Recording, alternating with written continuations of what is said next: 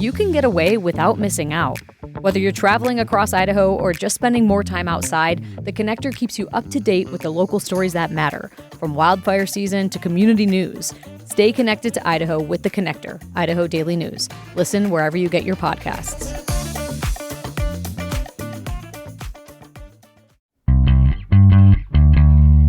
From the studios of Boise State Public Radio News, I'm Samantha Wright, filling in for Jim Gaudette. This is Idaho Matters. Earlier this month, two funds connected to actor Leonardo DiCaprio and Amazon founder Jeff Bezos donated $200 million to the Phoenix Species Project. The goal of the project is to give sustained funding to conservation groups working to help 100 of the world's most threatened species. Their hope is to expand the project with more money to protect more animals. One of the animals on the list is the vaquita, a small porpoise that lives off the coast of Mexico, which is critically endangered. And you may remember the vaquita.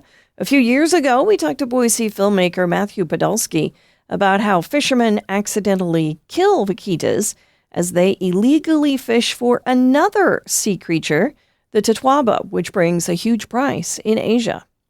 With fewer than 15 vaquitas left in the world, we wanted to go back and find out how they became so rare. So here's that conversation with Matthew Podolsky and Gemma Gaudette just before he was about to take his film to the Sundance Film Festival. Let's take a listen. You're listening to Idaho Matters. I'm Gemma Gaudette. It's a story Boise State Public Radio News has been covering for 3 years now. An Idaho filmmaker has been documenting the plight of a tiny dolphin-like mammal called a vaquita in the Gulf of California. Called the pandas of the sea, these adorable creatures are critically endangered, with less than 15 of the animals left in the wild. Fishermen in the area use gill nets to hunt for a very lucrative fish called the tatuaba. The vaquita get caught up in those nets by mistake, and then they end up dying.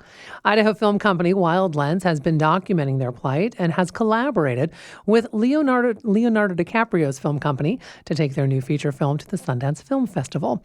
Matt Podolsky with Wild Lens is with me now, and he is joining me to talk more about this. Welcome to the program. Thanks for having me. That was a mouthful for me to get through all of these names, right? Yeah, it's a complicated issue, and there's a lot of people involved. So for people who haven't followed this story, give us just a quick rundown of the vaquita's timeline. So the vaquita is the most endangered marine mammal on the planet. As you said, less than 15 individuals. And it is this illegal fishery for the tatuaba, which is tied into this global illegal wildlife trade, this illegal trade of their swim bladders, which are being transported across the world to China, where they're sold for tens of thousands of dollars.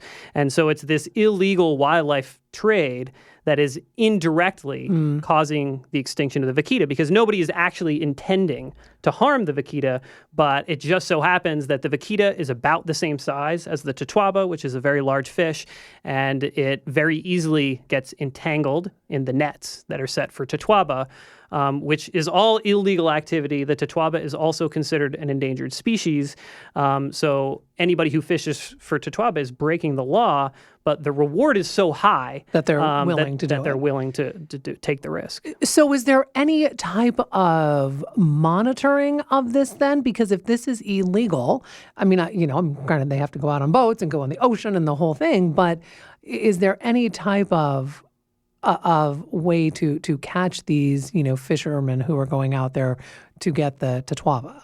So there are lots of attempts to do that. And in large part, this is what we were documenting in the new documentary, Sea of Shadows.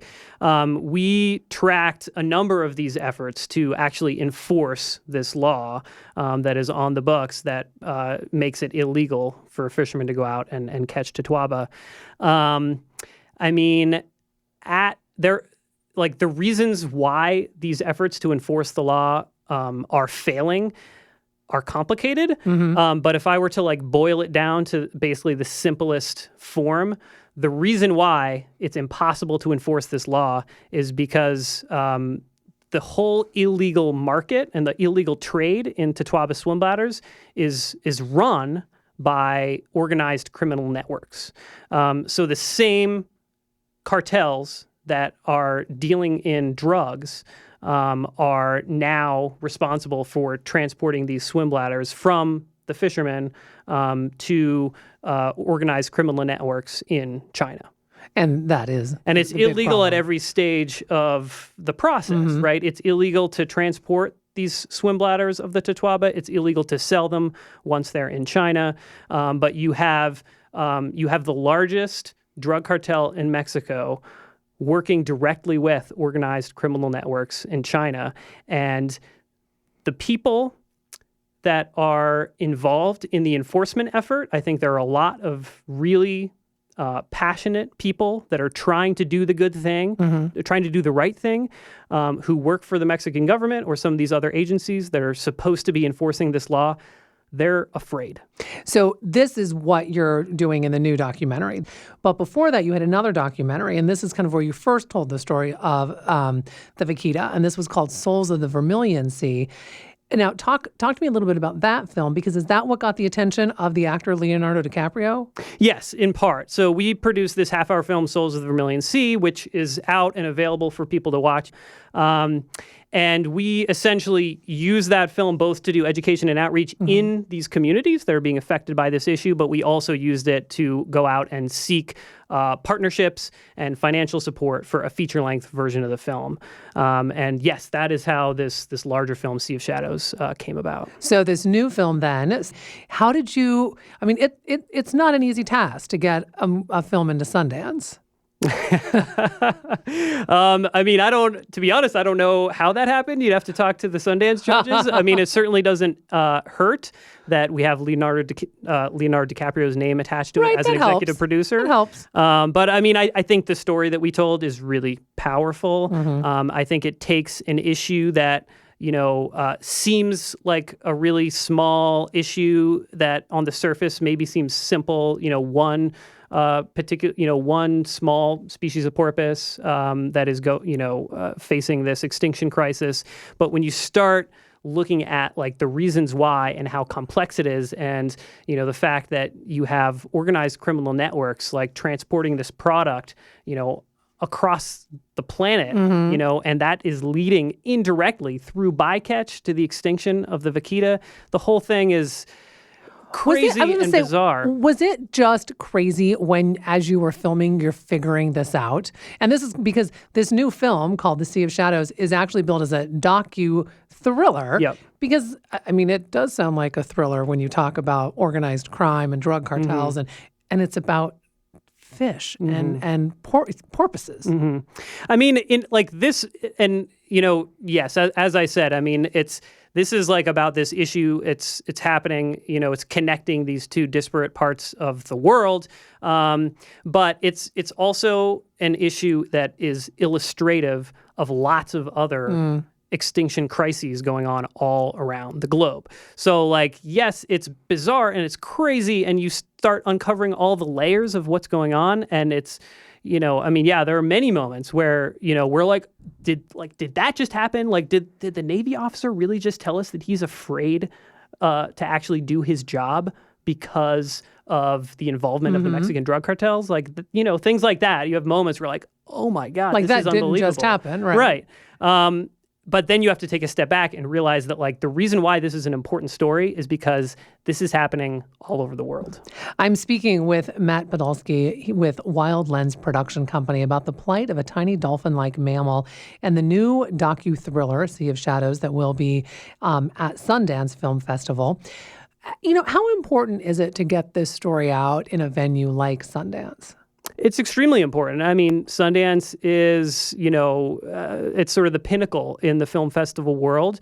I mean, when at the very beginning of this project, when we first started documenting the plight of the vaquita, one of the goals we set for ourselves was to make the vaquita a household name. We want people to be aware of what's going on, right? And that does not necessarily mean that we're going to prevent the extinction of the vaquita. But if we get people talking about it, and we get it so that people understand these complexities of the situation and understand that this is happening in other parts of the world as well, and that we have to learn from these lessons in order to prevent future extinctions. And speaking of extinctions, I know we said that there were less than 15 vaquita left. Before we came on, though, you said that number might be a little bit smaller now. You don't know for sure, but it's because the illegal fishing season just started. Yeah, so the fishing for Totoaba, illegal fishing for Totoaba actually happens year-round, but the Totoaba go through a migration. And so only for about half of the year does the range of the Totoaba overlap with vaquita. The other half of the year, there is some Totoaba fishing going on, but the Totoaba are more spread out. The fishing is not as intensive, and it's happening outside the range of the vaquita, so it's not harming vaquita through bycatch. But we have already entered the time of year when the Totoaba is now entering the same waters as the vaquita. Illegal fishing is already happening. There was a news story earlier this week that a group of fishermen attempted to assault one of the vessels of the Sea Shepherd Conservation Society, which is one of the nonprofit groups that is working to, they're actually assisting the Mexican Navy in trying to enforce these laws against Totoaba fishing. So, I mean, the intensity of this issue, it's already stepping up. It usually reaches its peak around March and April is sort of the peak fishing season for Totoaba, but it's already happening now. And this is the time of year when we lose vaquitas. And, we haven't even talked about the fact that when a species goes extinct, what that does to our environment as a whole. So if we're looking at vaquita and even Totoaba, because you said they're endangered as well, correct? What does that potentially do to our oceans? I mean, for the vaquita, I think the vaquita is more of a symbol. The vaquita population has been very low for a long time. If you look at historic times, there were probably 5,000 to 6,000 vaquitas. Which is obviously much more than there are now, but it's a small species with a very restricted range. Because they're only in the Gulf of California? They're only in the very northernmost part of the Gulf of California, Okay. right near the delta of the Colorado River. So realistically, at this point, there are so few vaquitas. What is the difference to the ecosystem of the northern Gulf, with 10 vaquita, hypothetically, versus 0 vaquita? It's not...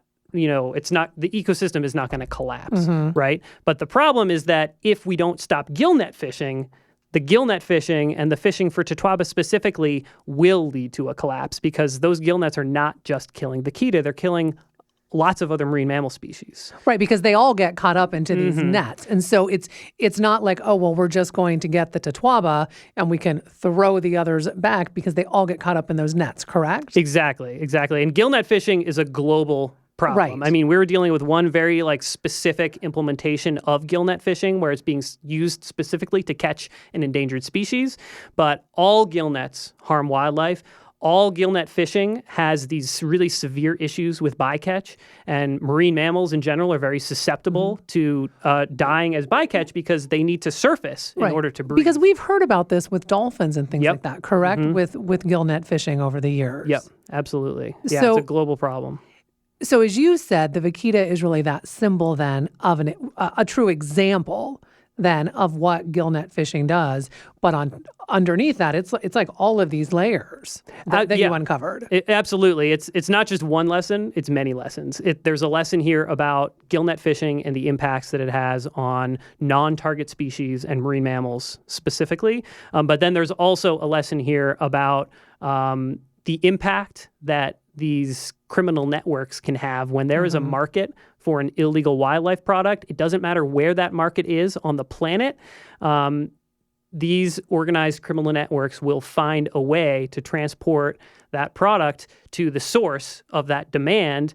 And if there isn't strong government oversight and, a coordinated effort to stop these illegal criminal networks, then this is how extinctions happen. I mean, this is one way that extinctions can happen. And I mean, really, what's going on in Mexico right now is not that dissimilar to what's going on in with the drug war. I mean, this is It sounds really very similar. Really at its heart. I mean, this is and there are I know that there are a lot of honest players working for the Mexican government that are trying to do the right thing.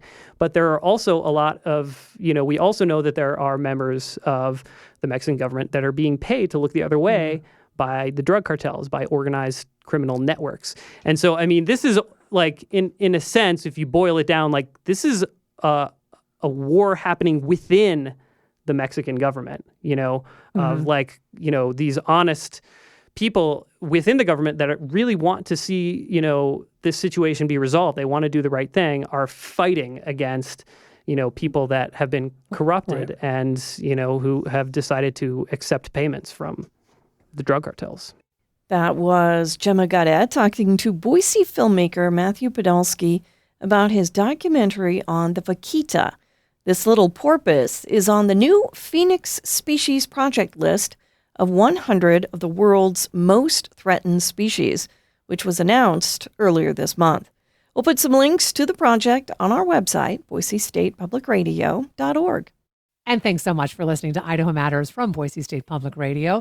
Do you have thoughts about today's episode? Make sure you email us at idahomatters@boisestate.edu or reach out on our socials. If this podcast has become a part of your routine, can you tap 5 stars and leave us a review? It helps us stand out.